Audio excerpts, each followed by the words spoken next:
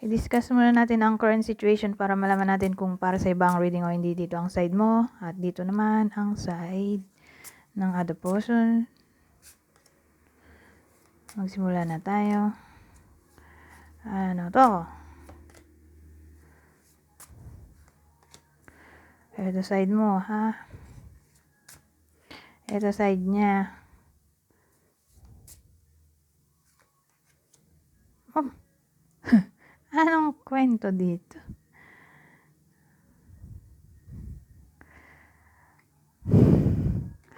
Ayusin ko sandali.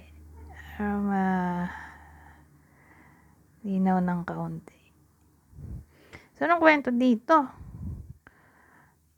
Well, sa side mo, kasal siguro kayo. Ikaw ang urig. Okay? Nanay ka na siguro. O kung di kayo kasal, more like nasa abroad ka o napalayo ka para mag-work.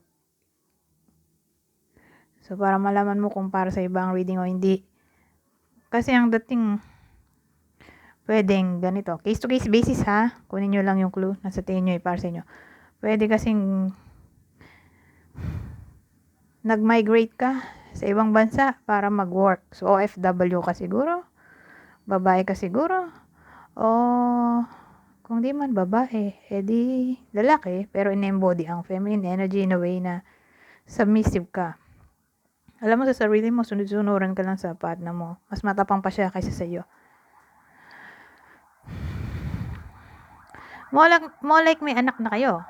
O pwedeng yun nga, long distance relationship.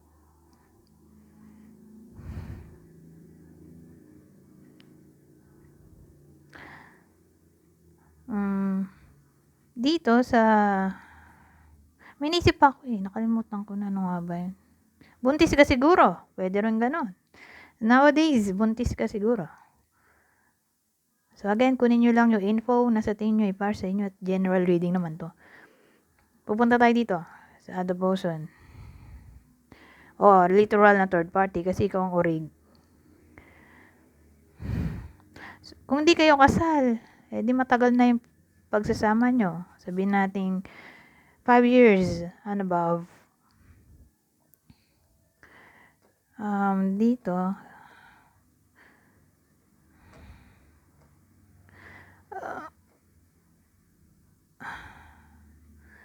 well, ang dating, mas mahal niya to kaysa sa iyo. Palagi silang magkausap o palagi silang nagmi-meet. Kasi may lovers tayo dito. Dalawang lovebirds. Ay, parot yata to. Basta ibon na magkasama. May nabasa ko ano siya pwede rin daw lovers na nakaupo. Ano nga ba yan? Ganun yung nabasa ko. Nakalimutan ko na yung specific details, pero pwede rin siyang lovers.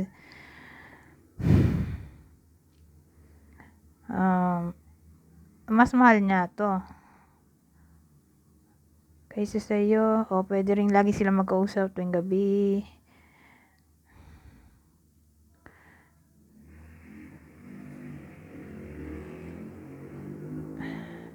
Well, ang dating kasi sa akin, pinagsasabay niya kayo.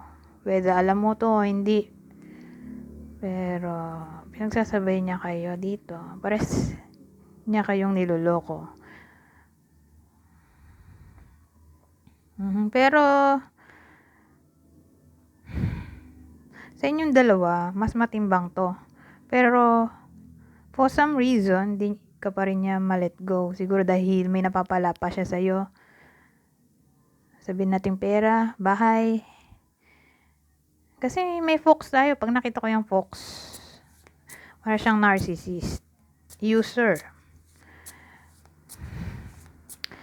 Kung baga, backstabber. Okay? Sneaky. Ito, parehas kasing deception codes tong dalawa. Pero ito kasi tumitira ng patalikod. Ito tumitira ng harapan. Okay? Kasi nanunuklaw siya, di ba? Aggressive siya. Yung pagtuklaw niya, dito, harapan, di ba? Pag tinuklaw ka, gano'n. Ito, pag nakatalikod ka, saka siya atake. Pero sa dalawa, sino mas tame? Ito. 'Di ba? Mas tame o maamo. Kung i-compare natin yung dalawa. Yung fox. Kung baga,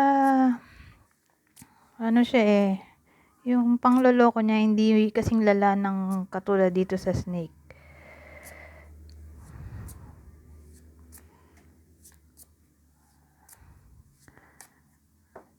So, fake. Ine-embody niya ang fakeness. Ito naman, literal na trouble. Snake. Dala niya talaga ay complication.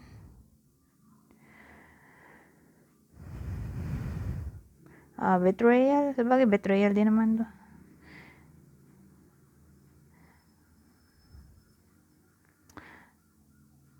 Kumbaga, mas nakakamatay to, di ba? Compare natin dito. Ang dala niya ay poison. O, venom pala, venom.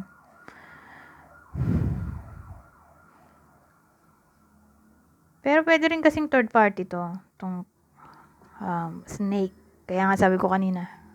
Ito yung literal na third party. Pero, syempre,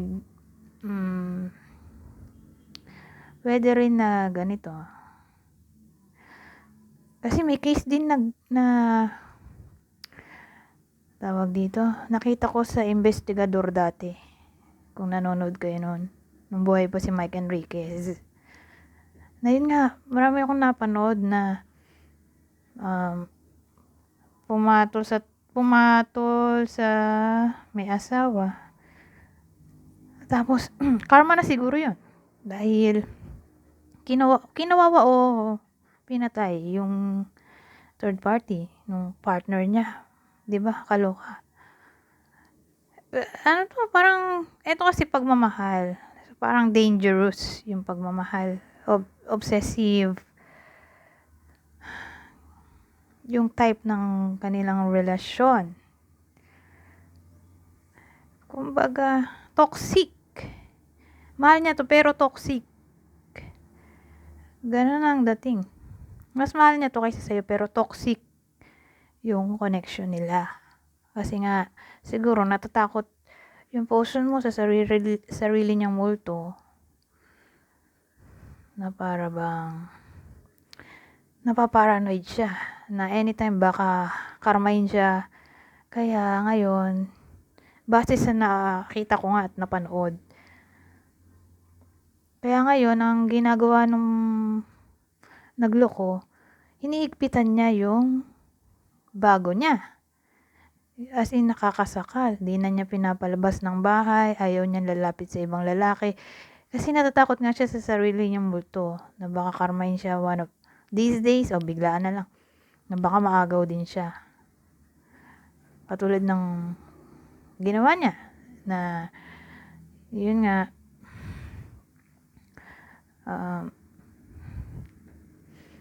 ipinagpalit niya yung partner niya sa iba. So, natatakot siya na baka ipagpalit din siya sa iba.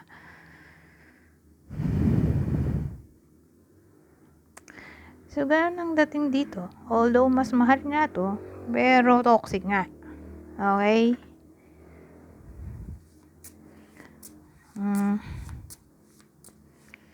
So, punta tayo sa feelings ng other person sa partner niya ngayon o nowadays.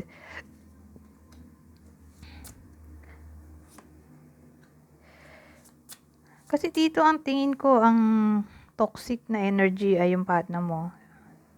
Hinihigpitan niya. Kasi itong snake ay pwede rin siyang may kinalaman sa loop o tama ba yun? Entanglement na parang, di ba nanlilingkis yan? Yung non-venomous, yung sawa. Di ba ang way niya ng hunt ng kanyang prey ay nililingkis niya para ma-dead. Ganun ang dating. So, kaya ako naisip na masyadong clingy yung partner mo sa other person. Masyado niyang hinihigpitan.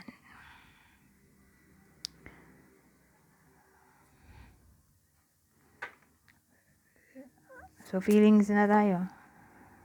Teka, saan na ba tayo? Dito sa person mo, sa other person. O sa kabit. Feelings niya sa kabit ng person mo. Ito, feelings ng kabit sa person mo. Ano to?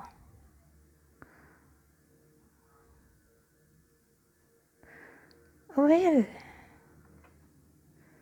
ito yung commitment natin, oh.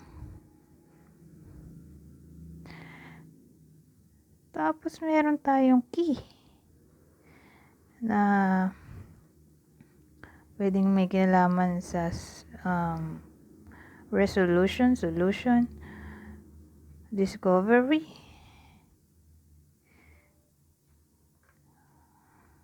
o sabihin nating insight. Pwede rin kasi siyang clarity. So, di ba nga sabi ko kanina medyo toxic, o baka toxic talaga yung connection nila. Na para bang gusto na makipag-break dito, oh.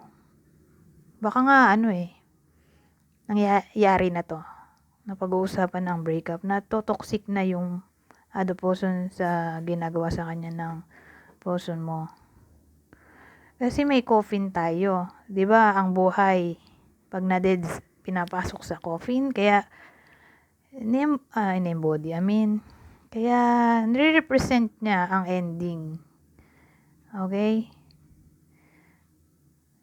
So, pwede rin siyang sickness. Yung card na to.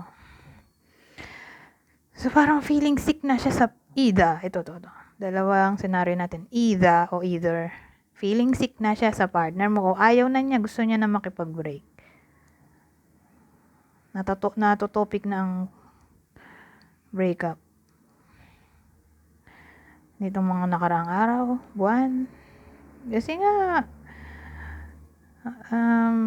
masyadong obsessed, clingy, controlling yung person mo sa kanya na para bang di na siya masaya. So, anong feelings ng person mo diyan sa kabit? May tower tayo dito. Oh, tower tapos whip. Eto na, ang bouquet. So, parang ang dating masyadong authoritative. Kasi nga, parang ulit lang tayo sa sinabi ko doon sa umpisa.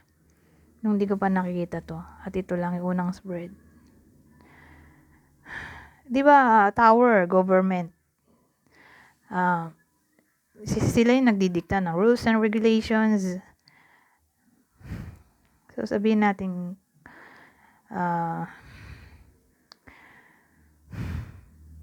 nasasakal yung other person sa ginagawa ng person mo dahil nga, maraming rules and regulations yung person mo sa kanya. Maraming bawal. Dahil masyado siyang protective. Okay? Dito sa other person. Kaya nag-aaway sila. Okay? Kasi whip. Siya tawag dito. Card din siya ng pagiging bungangera, na paulit-ulit na problema. Pwede rin siyang abuse. Nang lalatigo, di ba, lash? Violence. Masyadong argumentative. Masakit magsalita. So, dito na papasok yung bouquet na may kinalaman sa love. Pero, more like attraction siya. Attraction in a way na shallow. Siguro bago lang sila. Kasi bouquet to. So, ang dating kasi sa akin ng bouquet ay shallow feelings, parang crush, o alam mo yung wala pang 1 taon. Ganun yung love. Hindi pa ganun kamahal na handa magpakasal agad-agad.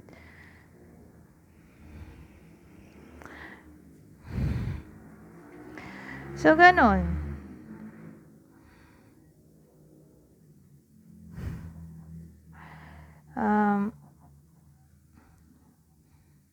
Ganun yung way ng pagmamahal niya ng person mo dito sa other person o sa third party.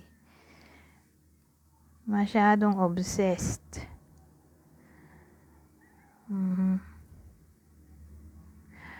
Pero masaya naman yung person mo sa kanya, in fairness. Kaya lang tingin ko yung other person din na masaya.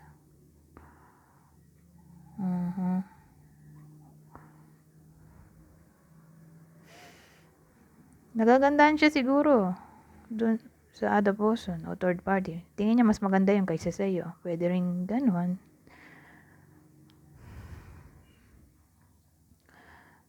O mas sweet.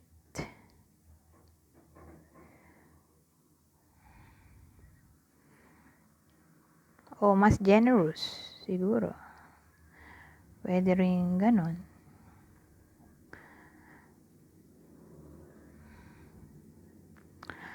So, yan. Yun ang tinakbo ng reading natin. Anyways, what tayo ng clue? Bibigay ako ng 6 na clue, pero wag masyado mag-pay attention dito dahil dagdagin pa lang mga to. Ang clue natin ay pwedeng vice versa. Kunin nyo lang ang clue na sa tingin nyo ay para sa inyo.